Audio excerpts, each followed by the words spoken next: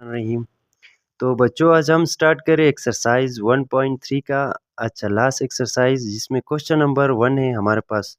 कुछ real life problems है यहाँ पे रियल नंबर के। तो इस हवाले से कुछ तकरीबन 10 क्वेश्चंस है। तो इसमें क्वेश्चन नंबर 1 है, on his last bank statement Kasim had a balance of RS 1,75,000 in his checking account. He wrote one check for 45,790 and another for 1,12,921. What is his current balance? तो इसमें सिंपल हम ये कहे कि कासिम नाम का एक बंदा है, उसने जब अपनी बैंक में चेक किया तो उसके अकाउंट में टोटल बैलेंस कितनी थी, 1,75,000 थी। उसमें से एक बार उसने 45,790 और एक बार 1,12,921 रुपये चेक के ज़रिए निकाला है। तो अभी मौजूदा बैलेंस कितनी होगी, इनका कहने का मतलब ये है, what is his current balance. तो इसको हम सोल्व कर लेते हैं। तो सबसे पहले हम कर लेंगे, आप मुख्तलिफ मेथड से कर सकते हैं, ये एक आसान सा क्वेश्चन है। मैं कर लेता हूँ, सबसे पहले इधर लिख लेता हूँ सॉल्यूशन। अब जब सॉल्यूशन स्टार्ट करेंगे इसके बाद हमें पता है टोटल बैलेंस कितनी थी हमारे पास। तो टोटल बैलेंस हमारे पास है 1,75,000। तो इसको लिख लेंगे। नेक्स्ट हमने क्या किया है, चेक के ज़रिए जो पैसे हमने निकाले उसको कहते हैं विड्रावल अमाउंट या विड्रा अमाउंट कहे, या आप ये भी कर सकते हैं यूज़ अमाउंट कहो, या मेरे ख्याल में विड्रा अमाउंट बेस्ट होगा।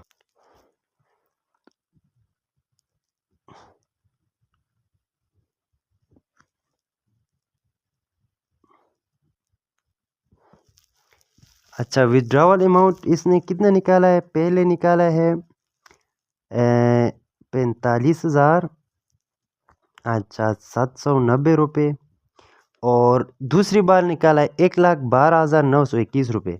तो इसी के ऊपर प्लस करेंगे ना, जो निकाला हुआ पैसे वो प्लस करेंगे, हमें पता चलेगा 1,12,921। जब इनको प्लस कर लेते तो हमारे पास आ जाता है, मैं इसको यहाँ लिख लेता हूँ, चले टोटल अब 45,790 प्लस 1,12,921 को जब प्लस करेंगे हमारे पास 1,58,711। तो ये जो हमारे पास अमाउंट है विड्रावल अमाउंट कहो, विड्रावल का मतलब है निकाले हुए अमाउंट, ठीक है। विड्रावल अमाउंट हमारे पास यही है। अब हमारे पास टोटल बैलेंस 1,75,000 थी, उसमें से इसने निकाले खर्च किए या जो भी किए। तो अब टोटल में से जो खर्च किए उसको माइनस करेंगे तो 1,75,000 को माइनस करेंगे किससे, 1,58,711 से। तो जब इनसे माइनस करेंगे तो हमारे पास आ जाएगी करंट बैलेंस, मौजूदा बैलेंस है ना। तो ये छोटा सा क्वेश्चन है, वो हमारे पास आ जाती है 16,289, यानी कि 16,289 ये आपके पास करंट बैलेंस है जो कि कासिम के अकाउंट में बची है। आप कुछ इस अंदाज से कर सकते हैं। जो ये क्वेश्चन नंबर 2 है, अब इसमें कह रहा है कि last week Wajid drove 283.4 kilometer on 16.2 liter of petrol. He says that he averaged about 1.75 kilometer per liter. Is his answer reasonable? Explain. तो इसमें कह रहा है कि वाजिद नाम का एक लड़का है या कोई आदमी है, वो किसी बाइक पे या गाड़ी पे किसी पे भी उसने सफ़र किया है, एक जगह से दूसरी जगह पे गया है, और उसकी 283.4 किलोमीटर की सफ़र में उसने पेट्रोल खर्च किया है 16.2 लीटर। अब उसका जो एवरेज बनता है वो कह रहा है कि 1.75 किलोमीटर पर लीटर, यानी कि हर लीटर पेट्रोल पे मैंने 1.75 किलोमीटर डिस्टेंस कवर किया। इस हिसाब से चलाऊँ कह रहा है। इसको कहा जाता है एवरेज। एवरेज को आप समझने के लिए ये भी कर सकते हैं, एक छोटा सा एग्जांपल मैं बता देता हूँ। मसलन लेट सपोज आपने एक महीने में लंच के लिए 3,000 रुपये खर्च किए, लेट सपोज कर लेते। अब आप बताएं कि टोटल एक मंथ में आपके पास 30 दिन होते ना, 30 डेज या 30 डेज। अब आप इसको क्या करेंगे, इसको 3,000 को जब 30 से डिवाइड करेंगे तो आपके पास निकल जाएगा आपने पर डे या हर दिन में कितने खर्च किए। इसको एवरेज कहा जाता है। तो जब इससे डिवाइड करेंगे तो आपके पास आ जाता है 100, यानी कि आपने हर दिन में कितने खर्च किए हैं, 100 रुपये। इस हिसाब से अगर 100 रुपये खर्च करते जाएंगे तो आपके मंथ के एंड में 3,000 रुपये बनते हैं। आप बता देंगे कि मेरी एवरेज पर डे है 100 रुपये या लंच की एवरेज है 100 रुपये। आप इसी तरह यहाँ पे भी कि उसकी 1 किलोमीटर की सफ़र पे उसकी गाड़ी है, बाइक जो भी है, वो 1 लीटर पेट्रोल खा रहा है। यानी पर लीटर को कहा जाता है, समझे कि 1 लीटर, पर आवर कहते हैं 1 घंटा, पर मिनट कहते हैं 1 मिनट, पर सेकेंड 1 सेकेंड को कहा जाता है। तो वो कह रहा है कि 1 लीटर पेट्रोल पे मैं 1.75 किलोमीटर चला हूँ। क्या उसका आंसर रीज़नेबल है, क्या उसका आंसर ठीक है कि नहीं है, आपने ये बताना है। तो इसी तरह हम क्या करेंगे, सोल्यूशन लिखेंगे। सोल्यूशन के बाद हम बता देंगे कि टोटल डिस्टेंस उसने कितना कवर किया है, 283.4 किलोमीटर, यहाँ किलोमीटर भी लिख ले। और अब उसकी टोटल पेट्रोल कितनी यूज़ की है, उसने 16.2 लीटर, इसके साथ एल लगा ले। अब आप 283.4 को 16.2 से जब डिवाइड करेंगे तो आपका आंसर बनता है 17.493827, इस तरह का लंबा दे रहा है। तो बाकी पॉइंट के बाद छोड़े, पॉइंट से पहले ये नंबर देके उसने बताया कि 1.75 किलोमीटर पर लीटर पे चला हूँ, जबकि इधर हमारे पास आंसर कितना बनता है 17.49। यानी कि इससे ये पता चलता है कि 1 लीटर पे उसने कितना किया, तकरीबन 17.5, अराउंड तकरीबन 18 के करीब उसने किलोमीटर कवर किया है। यानी 1 लीटर पे उसने 17.4938 किलोमीटर डिस्टेंस कवर किया पर लीटर पे। अब आप उसका एवरेज 1.75 बन रहा है, आपने जब सॉल्यूशन करके निकाला तो इसका 17 आ रहा है, तो उसकी आंसर के मुताबिक तो नहीं आ रहा है, गलत आ रहा है। यानी कि इसने जो बताया उसने गलत बताया है। तो क्या इसका आंसर रीज़नेबल है, नहीं है। तो हम क्या कहेंगे, know the average, know the average is not reasonable. तो आपके बुक में इधर लिखा है, मैंने थोड़ा मिस्टेक किया था, ये इसको मिटा देना है। तो आपने लिखना है no the answer is not reasonable. तो आपकी बुक में सिर्फ आंसर नो दिया होगा, वहाँ पे सिर्फ इस आंसर में सिर्फ ये बताना है कि उसका आंसर ठीक है या गलत है। तो आपने बताना है no the average is not reasonable या the answer is not reasonable, आप ये भी बता सकते हैं। आप सिंपली नो भी लिख ले तो भी ठीक चलेगा, क्योंकि आपने ऊपर सॉल्यूशन करके आंसर निकाला हुआ है। तो क्वेश्चन नंबर 3 की तरफ चलते हैं बच्चों। 3 में कह रहा है कि Salma boats 3.2 yard of fabric for a total price of Rs 139.2। How much did the fabric cost per yard. तो इससे पहले क्वेश्चन में कहा कि पर जो लेटर आता है, इसका मतलब ये है कि जो लाइन वहाँ लगा के नीचे आपका लेटर लिखा जाता था, उसको, इस लाइन को कहा जाता है पर लेटर, ठीक है। जब लाइन लगा के नीचे लिखते हैं उसको पढ़ते हैं पर आवर लिखते हैं, पर लेटर, पर यार्ड, इस तरह लफ्ज़ यूज़ करते हैं। यहाँ पे भी उन्होंने पर यार्ड लिखा है। यार्ड एक मेयरिंग आप क्वांटिटी के है, इसकी जिस तरह आप मीटर बोलते हैं, सेंटीमीटर बोलते हैं, या किलोमीटर बोलते हैं, या मिलीमीटर बोलते हैं, इस तरह के लिए, इस तरह कोई तोलने के लिए हम ये क्वांटिटी को यूज़ कर लेते हैं। अब यहाँ सलमा नाम की लड़की, इसने कितनी फैब्रिक लाई है, 3.2 yard of fabric for a total price of 139.2 का। अब आपने बताना है कि एक जो यार्ड फैब्रिक है वो कितने का मिला है। तो उसको आप जब डिवाइड करेंगे तो आपको पता चलेगा। तो अब ये जो यार्ड है, इससे कंफ्यूज नहीं होना है। यार्ड आपके पास 36 इंच का एक यार्ड बनता है, या 3 फीट का हो या आप 0.9144 मीटर का एक यार्ड बनता है, ठीक है। तो अब आपके पास आप बता दें कि टोटल या सॉल्यूशन आप लिख लेंगे। और अब आपके पास है जो यार्ड है वो कितना है, टोटल यार्ड कितना है, यार्ड आपके पास है, सॉरी टोटल फैब्रिक है, सॉरी यार्ड नहीं लिखना है, फैब्रिक। अच्छा 3.2 यार्ड। और आपके पास टोटल कॉस्ट कितना आया है इसके ऊपर लेने में, हमें मिला है 139.2 RS का, ठीक है। चलिए इधर आखिर में मैं RS लिख लेता हूँ, इतने का हमें मिला है। अब बता दें कि एक यार्ड हमें कितने का मिला है, तो इसको निकालने के लिए हम क्या करेंगे।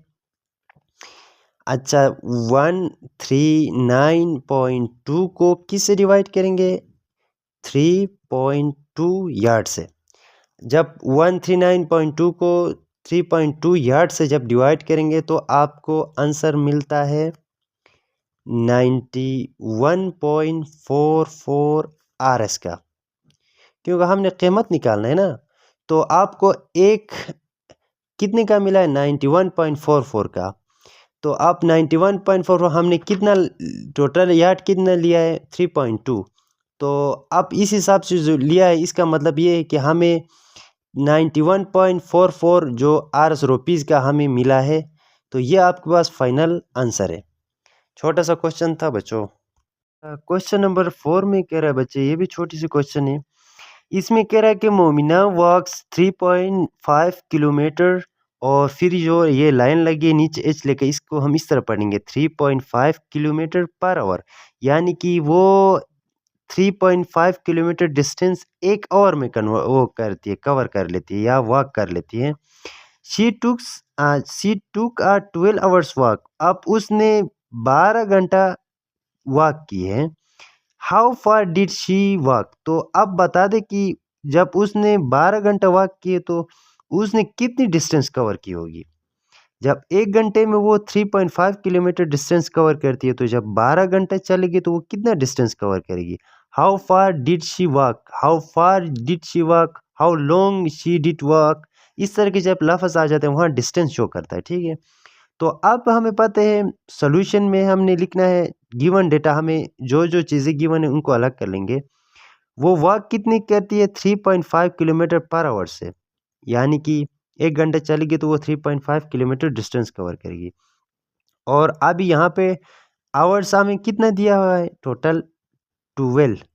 अब इनकी मदद से हमने ये निकालना है कि जब वो 12 घंटे चलेगी तो वो कितना डिस्टेंस कवर करेगी। एक घंटे में 3.5 कर रही है तो हम लिखेंगे 3.5, और जब 12 घंटा करेगी तो 12 टाइम करेगी ना, इसको 12 से मल्टीप्लाई करेंगे। 3.5 को जब 12 से मल्टीप्लाई करेंगे तो हमारे पास क्या आ जाएगा, 42 किलोमीटर। अब 42 किलोमीटर उसने डिस्टेंस कवर की है, ठीक है। तो ये आपके पास आंसर है। जब वो एक घंटे में 3.5 किलोमीटर कवर कर लेती है, तो आप फिर 12 घंटे चलेगी तो वो कितना डिस्टेंस कवर करेगी।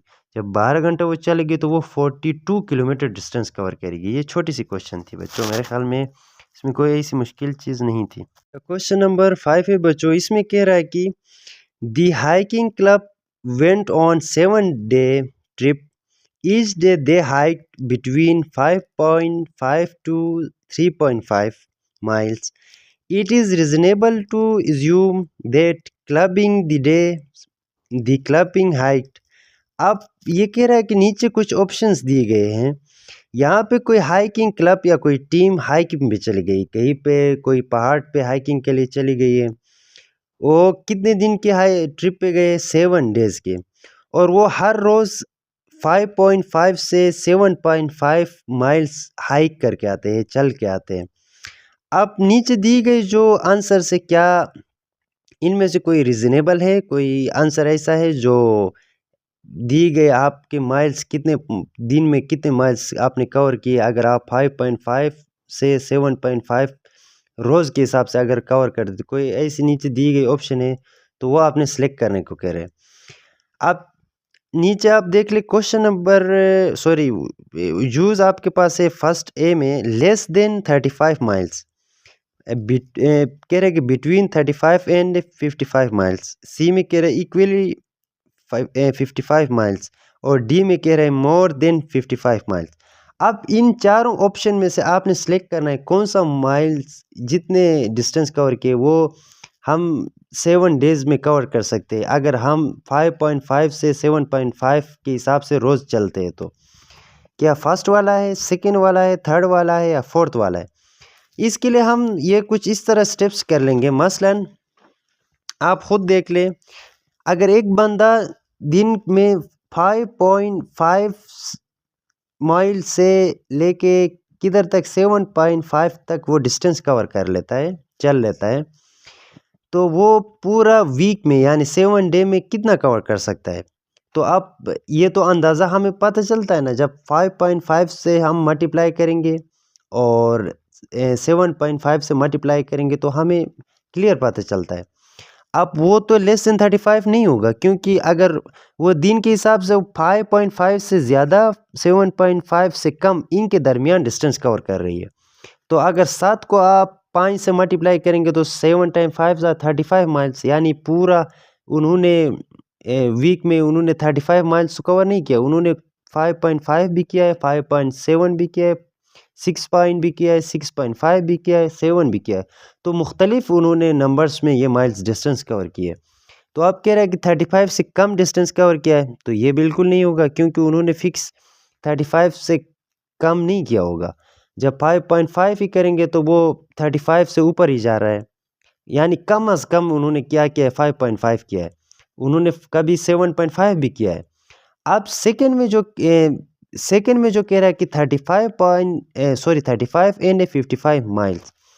अब यहाँ पे आप चेक करें, अगर उन्होंने दिन में 5.5 से 7.5 के दरमियान करेंगे, तो जब मैं 7 को 5 से मल्टीप्लाई करूँगा तो 7 दिन वो चले ना, तो 35 पॉइंट समथिंग आ रहा है।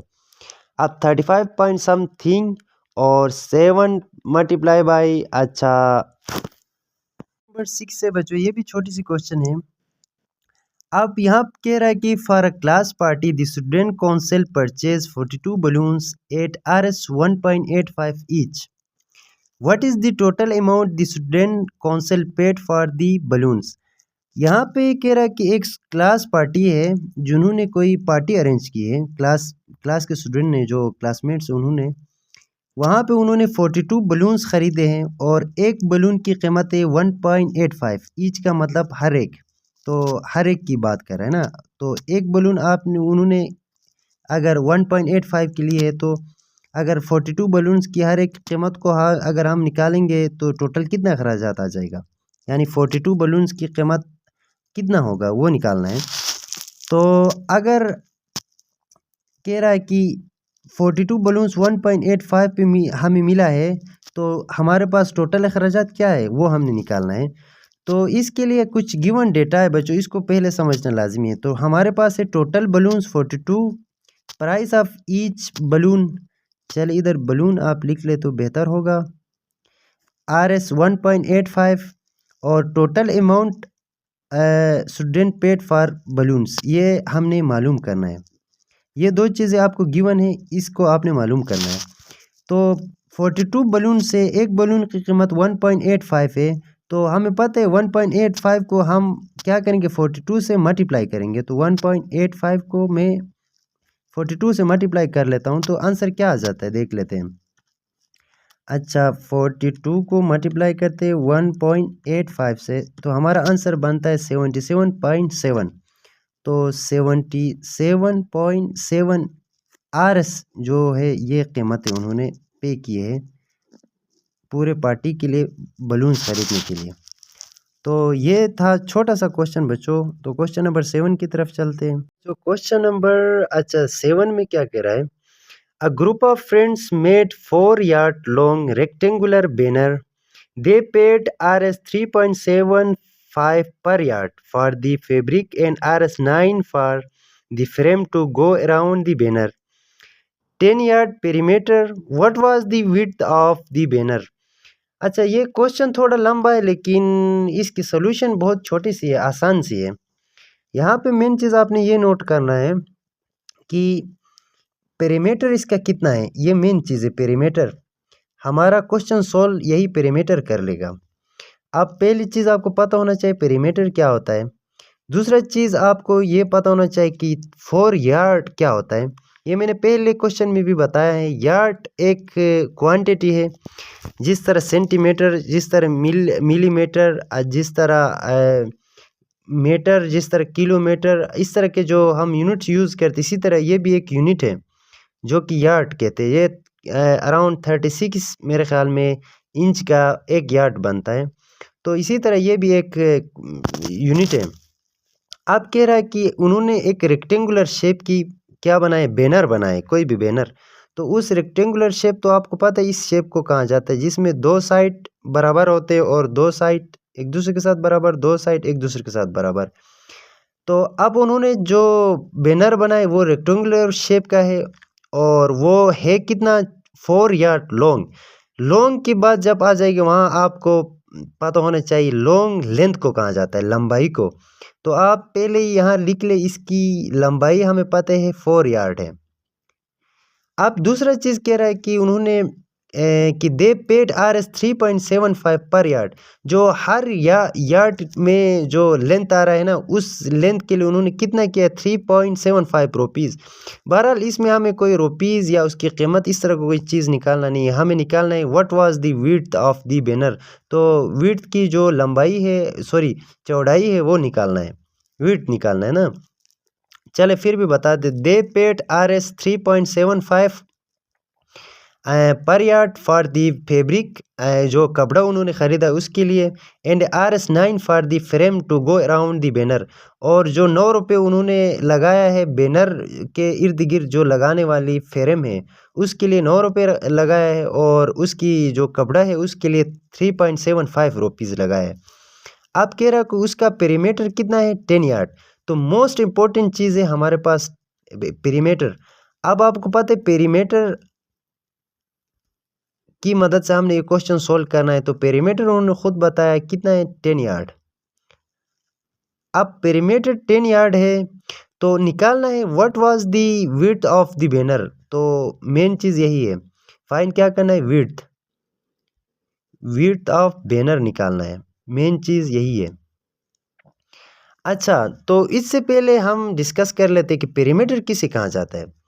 किसी भी शेप के जितने साइड से उन साइड्स को प्लस करने को पेरीमीटर कहा जाता है। मसलन इसका 4 है तो लाजिम बात इसका अपोजिट जो साइड है ये भी 4 होगा, क्योंकि अपोजिट साइड हमेशा बराबर होते हैं ना रेक्टेंगुलर में, और ये अपोजिट साइड से ये बराबर होते हैं, तो ये भी 4 यार्ड होगा। अब आपने निकालना है ये दोनों साइड्स, ये दोनों साइड्स कितने होंगे। तो लाजिम बात है अगर ये साइड हम निकालेंगे तो ये भी उसी के बराबर आ जाता है। अब चलते हैं पेरीमीटर की तरफ।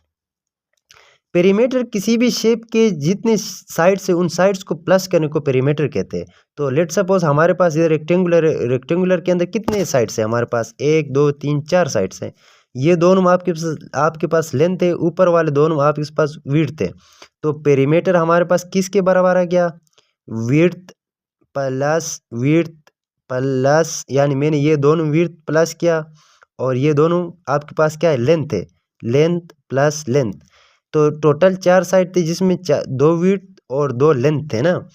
अब मैं इसको कुछ इस तरह लिख सकता हूँ, W प्लस W करेंगे तो 2W आ जाता है, फिर प्लस L करेंगे तो 2L बन जाता है हमारे पास। अब आपको पता है दोनों के अंदर 2 कॉमन है, मैं कुछ इस तरह लिख सकता हूँ, 2 को कॉमन बाहर निकालूंगा और W प्लस L लिख सकता हूँ। तो ये आपको पता होना चाहिए कि रेक्टेंगुलर शेप का पेरीमीटर निकालने का ये फार्मूला है, आपको बाद में भी फ्यूचर में भी काम आ जाएगा। ये फार्मूला है पेरीमीटर निकालने के लिए, आप इसी की मदद से निकालेंगे। तो अब पेरीमीटर उन्होंने खुद कितना दिया है, 10 यार्ड। तो हम क्या करेंगे, P की जगह पे आप 10 पुट करेंगे और 2 तो अपनी जगह पे आ जाएगा।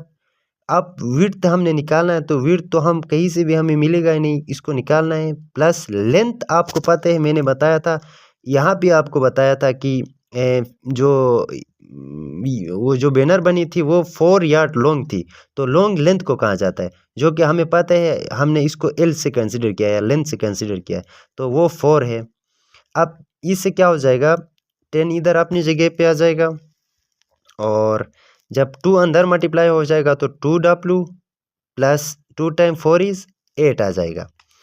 अब आपको पता है ये W को हमने अकेले रखना है, तो ये एक जो 8 है इसको इस तरफ शिफ्ट करेंगे, तो यहाँ शिफ्ट हो जाएगा, तो ये प्लस में है तो इक्वल से इस तरफ आके माइनस में कन्वर्ट हो जाएगा, और इधर आपके पास 2W रह जाएगा। अब 10 से 8 माइनस करेंगे तो हमारे पास 2 आ जाएगा, और 2W यहाँ पे इस तरह आ जाएगा।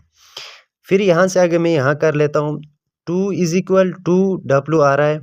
अब आपने इस W को कोशिश करना है अकेले आ जाए, कोई नंबर इसके साथ नहीं आ जाए, तो जो नंबर इक्वल से उस तरफ मल्टीप्लाई हो रहा है वो अगर इक्वल से इस तरफ भेजेंगे तो वो डिवाइड में चला जाएगा। अगर यहाँ डिवाइड में होता तो ये इधर आके मल्टीप्लाई होता, अगर मल्टीप्लाई है तो वो इधर आके डिवाइड में चला जाएगा, तो ये 2 इसी तरह आ जाएगा, ये इधर नीचे डिवाइड में आ जाएगा, और ये W आपके पास खाली आ जाएगा, तो ये 2 और 2 कट जाएंगे, तो 1 इज इक्वल W आ गया। यानी W को हमने क्या कहा था, विड्थ थे, ये दोनों साइड कहा था, ये चौड़ाई कहा था, तो आप W को पहले लिख ले, बेशक इस तरह आप रख ले, आप कहे कि ये आपके पास आंसर है, और 1 यार्ड लिख लेना है, क्योंकि हमारे पास जो यूनिट है वो यार्ड का दिया हुआ है, तो इसी तरह आपने सोल्व कर लेना है। आसान सा क्वेश्चन है, आप कोशिश करें इसकी जो पेरीमीटर का जो फार्मूला है इसको आप समझने की कोशिश करें, इंशाल्लाह बहुत ही आसानी से समझ आ जाएगा। क्वेश्चन नंबर 8 में कह रहा है, a shoe factory has an assets for RS 2 million, यानी कि 20 lakh, of which 3 divide by 5 is the capital and rest is the debit, find the amount of capital and debit. अब आपको नीचे फार्मूला दिया है, एसेट इज इक्वल, अच्छा, capital plus debit के बराबर, तो ये फार्मूला उन्होंने बुक में खुद दिया हुआ है। यहाँ पे कह रहा है कि एक जूते बनाने वाली फैक्ट्री है जिसमें टोटल सामान की कीमत कितनी है, यानी एसेट्स का मतलब सामान, और उसकी कीमत कितनी है 20 लाख रुपए, और उसमें से 3/5 समझे कि ये परसेंटेज है, यानी 20 लाख में से इतनी परसेंट, जो 3/5 आपका कितना परसेंट बनता है, उसको निकालने का तरीकाकार ये होता है, देखो 3/5 और मल्टीप्लाई बाई आपने क्या करना है 100 से, तो उसमें कह रहा है कि 60% बनता है, ठीक है, 3/5 का मतलब है 60%, उसमें से 60% क्या है, कैपिटल है, कैपिटल वो पैसे जो आपके पास बचत होते हैं, and rest is the debit, जो बाकी जो पैसे है, रेस्ट का मतलब बाकी जो पैसे है वो है डेबिट, डेबिट का मतलब है कर्ज लिया हुआ पैसा। 20 लाख में से 3/5 जो है वो कैपिटल है, यानी बचत पैसे, और जो बाकी है वो आपके पास कर्जे के पैसे है, इन पैसों से ली हुई ये टोटल सामान है, आपके पास टोटल 20 लाख है। अब आपने निकालना है find the amount of capital and debit, यानी कि बचत पैसों से ली गई, जो अपनी तरफ से जो उनके पास बचत थी या मुनाफा है उससे ली गई पैसे निकालना है, कैपिटल उसको कहा जाता है, डेबिट का मतलब बैंक से लोन लिया हुआ है या किसी से कर्ज लिया हुआ है, वो अमाउंट आपने निकालना है। तो आपके पास एसेट्स टोटल किसके बराबर होता है, आपके पास जो भी सामान होता है वो किसके बराबर होता है, आपके पास जितना कैपिटल है और जितना आपने कर्ज लिया है उसके बराबर होता है ना। जब आप कारोबार खोलते हैं लाजिम बात आप कुछ कर्ज भी लेंगे, आपके पास बचत भी होगी, वो दोनों पैसे लगा के आप सामान ले लेते हैं, जो भी एसेट्स आ जाते हैं वो आपके पास किसके बराबर आता है, कैपिटल प्लस डेबिट के बराबर आता है। अब सबसे पहले हमें क्या करना है, कुछ चीज़ें गिवन है उनको अलग करना है, तो सॉल्यूशन हम स्टार्ट कर लेते हैं यहाँ से आगे। सॉल्यूशन में कुछ गिवन चीज़ें हैं, वो है हमारे पास टोटल अमाउंट कितनी है हमारे पास, टोटल या अमाउंट कहो या टोटल एसेट्स कहो, बोथ आर सेम, तो टोटल एसेट्स से ही लिख लेता हूँ क्योंकि आपकी बुक में एसेट्स दिया है, वो है आपके पास 20 लाख, और उसमें से 3/5 यानी 3/5 का मतलब 60%, और जिसमें से आप कह सकते हैं कैपिटल कितना है आपके पास 3/5, ठीक है। और अभी निकालना क्या है, फाइन हमें क्या करना है, कैपिटल और एंड डेबिट, ये दो चीज़ें हमें मालूम करना है। कैपिटल प्लस डेबिट निकालना है। कैपिटल तो आपके पास परसेंटेज में गिवन है ना, अमाउंट तो फिक्स अमाउंट आपको नंबर की शक्ल में नहीं गिवन है। तो सबसे पहले हमें पता है कैपिटल अगर हम परसेंटेज में कन्वर्ट करेंगे तो आपके पास कितना बनता है 60%। यह आपके लिए आसानी हो जाएगा क्योंकि इसके साथ साथ मैंने इधर मेंशन किया इंपॉर्टेंट फार्मूला, ये बहुत ही इंपॉर्टेंट फार्मूला है बच्चे। जब आपके पास अमाउंट हो और परसेंटेज आपको गिवन हो तो परसेंटेज से हम वो रकम किस तरह निकालते हैं, उसके लिए क्या total amount divided by 100 multiply by जो भी पर्सन आता है उसके साथ मल्टीप्लाई करना होता है, ठीक है। ये परसेंटेज डिवाइड नहीं है। आप इस फार्मूले को भी यूज़ करेंगे, ये फार्मूला आपको याद होना लाजमी है। तो सबसे पहले हमें पता है कि 20 जो लाख का 60% कितना होता है, यानी 20 लाख में से 60% क्या होता है वो हम अलग करेंगे और जो बचता है वो तो लाजिम बात है डेबिट होगा हमारे पास। तो 20 लाख का 60% कितना होता है? अच्छा, 1/10, 100,000, 10,000, 100,000, मिलियन। तो मिलियन हो गया, डिवाइडेड बाय आपने क्या करना है 100 और मल्टीप्लाई करना है आपके पास परसेंटेज। अब आपके पास परसेंटेज कितना है 60%। आप अगर ये ना करना चाह रहे हैं तो देखो, आप अगर ये ना कर लेंगे आप ये भी कर सकते हैं 20 lakh divided by 100 multiply by आप 3/5 भी करेंगे तो आंसर आपका ठीक आ जाएगा। तो इसके साथ आपने यहाँ परसेंटेज लिख लेना है। अब आप क्या करेंगे देख ले, जब इसका सोल्यूशन कर लेंगे 1 10 100,000 10,000 100,000 मिलियन डिवाइड करेंगे आप किस से 100 से, तो आपके पास आंसर आ जाता है ये। और इसको आपने मल्टीप्लाई किस से करना है 60 से। जब आप इसके आंसर से आप मल्टीप्लाई करेंगे 60 से आपके पास बनता है 1 मिलियन यानी 12 लाख। 1 10 100,000 10,000 100,000 मिलियन यानी 12 लाख बनता है। इससे ये पता चलता है कि 20 लाख का 60% हमारे पास 12 लाख रुपए बनते हैं। कायदा सिंकड़ा 1000 10,000 लाख, ठीक है, 10 लाख बनता है, सॉरी। ये आपके पास जो अमाउंट आया वो आपके पास क्या आ गया, कैपिटल आया। क्योंकि कैपिटल हमें कैसे पता चला, क्योंकि 60% आपके पास कैपिटल था। 3/5 मतलब 60% बनता है। तो 20 लाख में से हमने 60% निकाला तो वो आपके पास 12 लाख रुपए आ गए। अब आपने निकालना है डेबिट, तो इस फार्मूले को यूज़ करेंगे। इसी फार्मूले को मैं वापस यहाँ लिख लेता हूँ। तो एसेट्स अच्छा इज इक्वल किसके बराबर आता है, कैपिटल और प्लस डेबिट। तो निकालना हमने डेबिट ही है, तो कैपिटल और एसेट्स हमारे पास है। एसेट्स हमारे पास टोटल कितना है 20 लाख। अच्छा, और ये कैपिटल इस तरफ आ जाए कि माइनस में आ जाएगा और कैपिटल इस तरह आप लिख ले बेशक, और आप इक्वल से इस तरफ आपके पास डेबिट आ जाएगा। जो निकालना है उसको अकेले रखना है ना, पहले क्वेश्चन में भी हमने कहा था। अब आपका कैपिटल कितना है 12 लाख। नेक्स्ट में आप लिखेंगे 2 मिलियन को लिख ले, माइनस करेंगे 12 लाख रुपए। 1 10 100,000 10,000 100,000 अच्छा मिलियन, ठीक है। तो अगर आप इसको डिवाइड कर ले, सॉरी माइनस करेंगे 20 लाख से 12 लाख माइनस करेंगे, आपके पास कितना आता है 8 लाख 10,000 लाख। तो इस तरह आपने लिखना है डेबिट। तो जो डेबिट है इसको आप चले, सॉरी मैंने डेबिट को आपने पहले लिख लेना है। अब बाकी आपने 8 लाख को इधर बाद में लिख लेंगे तो क्या हो जाएगा, आसानी हो जाएगा आपके लिए। तो ये था आपका आंसर क्वेश्चन नंबर 8 का। क्वेश्चन नंबर 9 में कह रहा है कि world lowest temperature in past 100 year was recorded to be -89.2 degree centigrade at Vostok and Antarctica on July 21 1983। Convert this temperature into Fahrenheit and Kelvin scale. अच्छा, यहाँ पे जो कह रहा है कि पिछले 100 साल में, चले सिंपल वर्ड्स में बताता हूँ, पिछले 100 साल से रिकॉर्ड किया हुआ सबसे लोवेस्ट टेम्परेचर, सबसे कम टेम्परेचर दुनिया पे रिकॉर्ड की गई है वो है -89.2 डिग्री सेंटीग्रेड। दो जगहों पे की गई है, एक तो वो स्टॉक है और एक है अंटार्कटिका। अंटार्कटिका तो आपको पता है बहुत ही ठंड जगह है जहाँ पे सिर्फ बर्फ़ ही पड़ती है, और वोस्टॉक नाम की भी एक जगह है, वहाँ पे भी बहुत ठंड होती है। तो वहाँ पे -89.2 अच्छा डिग्री सेंटीग्रेड टेम्परेचर रिकॉर्ड की गई है। अब नीचे आपको दो फार्मूले दिए गए, एक है फ़ारेनहाइट का और एक है केल्विन स्केल का। अब फ़ारेनहाइट क्या होती है और केल्विन स्केल क्या होती है, ये दोनों स्केल्स या यूनिट्स है जो टेम्परेचर को मेज़र करने के लिए इस्तेमाल करती है।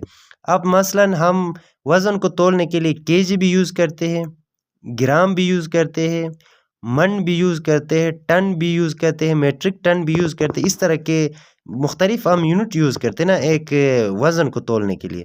इसी तरह टेम्परेचर को नापने के लिए या आप इसको मेज़र करने के लिए जो स्केल यूज़ करते हैं वो है एक फ़ारेनहाइट, दूसरा है केल्विन स्केल। ये दो तरीके से हम इसको अच्छा मेज़र कर लेते हैं। अब जो दी गई टेम्परेचर है वो -89.2 है। इसको अगर फ़ारेनहाइट में कन्वर्ट करेंगे तो कितना होता है और केल्विन स्केल में करेंगे तो कितना होता है। तो इस फार्मूले के अंदर पुट करना है, बहुत ही सिंपल सा क्वेश्चन है, 2 स्टेप में इंशाल्लाह कंप्लीट हो जाएगा। अच्छा, जो उनका फार्मूले है बच्चे ये बुक में दिया गया है आपको। अच्छा, एफ का मतलब फ़ारेनहाइट होता है, के का मतलब केल्विन स्केल है, ठीक है। तो जो दिए गया टेम्परेचर है वो आपके पास आप चेक करें, वो आपके पास है -89.2 डिग्री सेंटीग्रेड में, है ना। तो अब हमारे पास यहाँ डिग्री सेंटीग्रेड को इसमें फार्मूले में पुट करना है सिंपली। तो फ़ारेनहाइट एफ इसी तरह लिख ले, 9/5 इसी तरह लिख ले। अब सी आपके पास कितना है, -89.2, और दरमियान में ये प्लस अपनी जगह पे आ जाएगा, +32 आ जाएगा। आप इसी तरह साथ साथ अगर ये भी पुट करते हुए जाना है तो साथ साथ करें। मैं पहले ये कर लेता हूँ, बाद में इसमें पुट कर लेते हैं। तो अब हम कैलकुलेटर की यूज़ कर लेंगे। कैलकुलेटर हम -9/5 का आंसर क्या बनता है, -9/5 हमारे पास बनता है 18.5। चले स्टेप बाय स्टेप कर लेते हैं, आप डायरेक्ट भी कर सकते हैं। 9/5 का आता है 1.8, अच्छा -89.2 +32। तो आप नेक्स्ट स्टेप में आप क्या कर लेंगे, 1.8 को अंदर मल्टीप्लाई करेंगे -89.2 के साथ।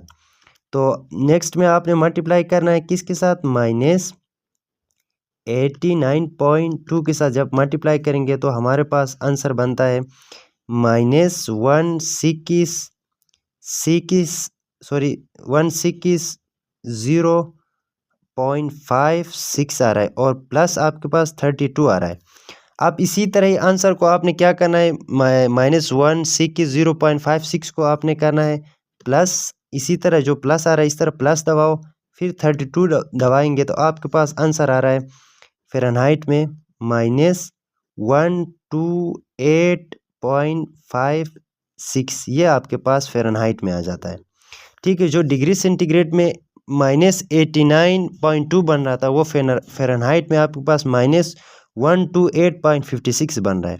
आप इसी तरह केल्विन स्केल में भी पुट करेंगे तो के इसी तरह लिख लें, और डिग्री सेंटीग्रेड की जगह पे ये वाला टेम्परेचर लिख ले -89.2, और दरमियान में ये प्लस है, प्लस ही लिख ले, फिर 273 इसी तरह लिख ले।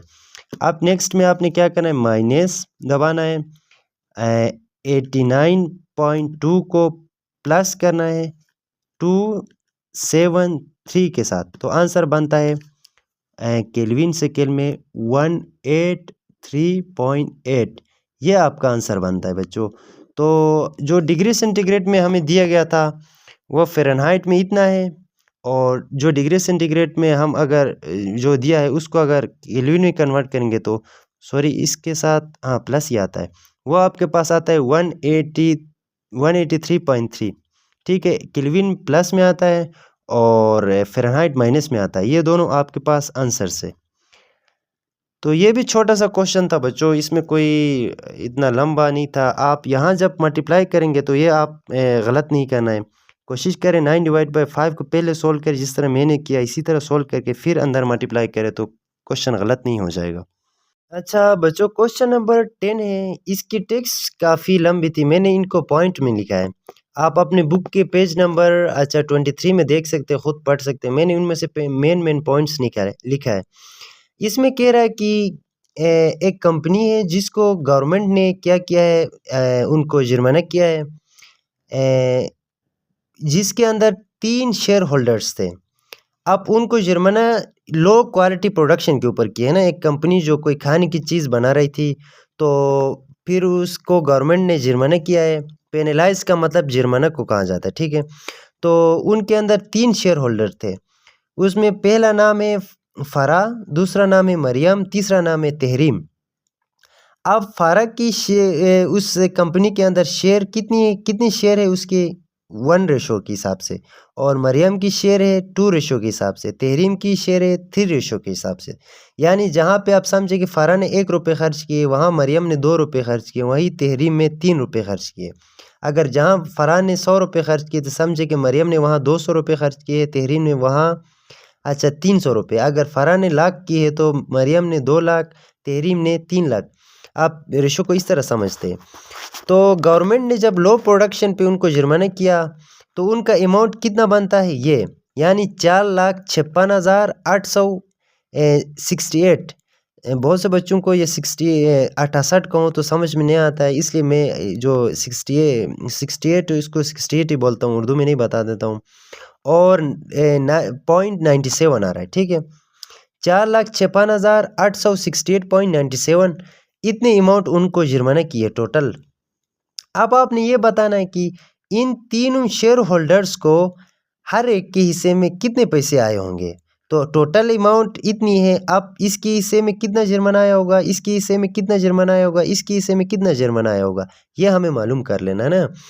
तो सबसे पहले इसको निकालने के लिए हमें टोटल रेशो पता होना चाहिए। तो टोटल रेशो हम जब इन तीनों रेशो को एक दूसरे के ऊपर प्लस करेंगे तो हमारे पास टोटल रेशो आ जाएंगे।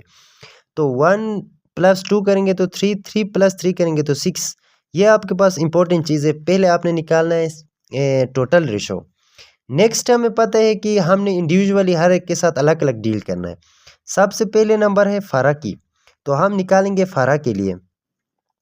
अब इसके लिए कि आप इस तरह ट्रिक यूज़ कर सकते हैं, या फार्मूला भी कहे, ये एक फार्मूला है कि आपके पास ratio divided by total ratio multiply by amount कर लेते हैं, ठीक है। तो अब आपके पास फ़र्क की रेशो कितनी है 1, और टोटल रेशो कितनी है 6, और अमाउंट कितनी है आपके पास ये, इसके साथ मल्टीप्लाई करेंगे 4, 5, 6, 8, 6, 8.97। जब इससे मल्टीप्लाई करेंगे तो आपका आंसर मिल जाएगा। मल्टीप्लाई किया तो इसका आंसर हमारे पास बनता है 7614482 33 इस तरह का नंबर दे रहा है ना। तो हम जो बुक के हिसाब से आपका आंसर है 83 आया हुआ है ना, यहाँ तक लेने के बाद फिर ये डिजिट लिया हुआ है।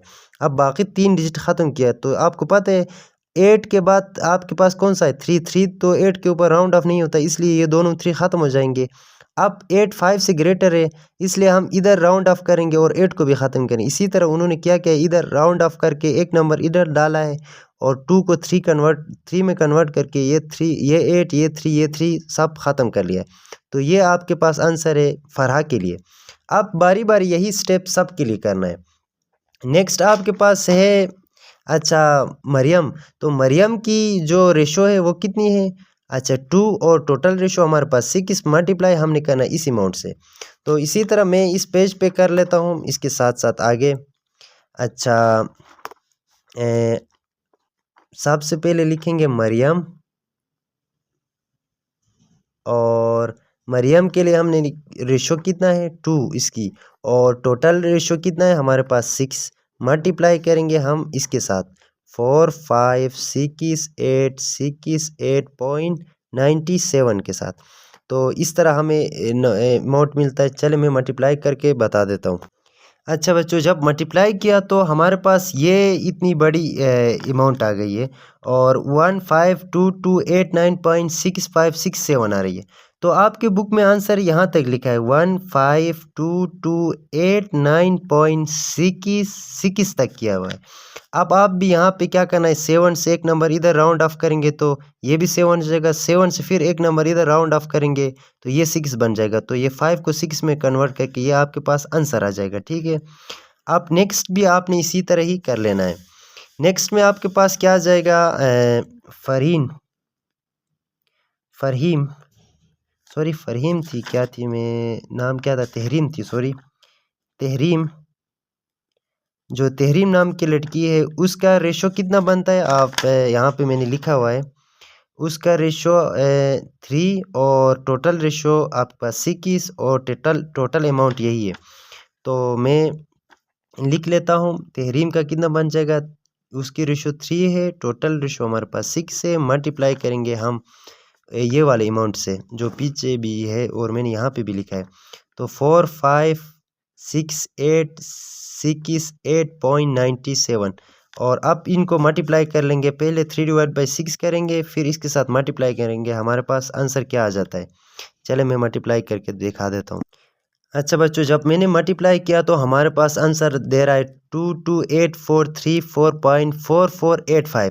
तो अब आपकी बुक के हिसाब से तो उन्होंने क्या किया, इस पॉइंट ये 5 है इसको राउंड ऑफ करके इसके ऊपर डाला है और ये 9 बनाया हुआ है। तो आप भी इसी तरह करें, 228434.449।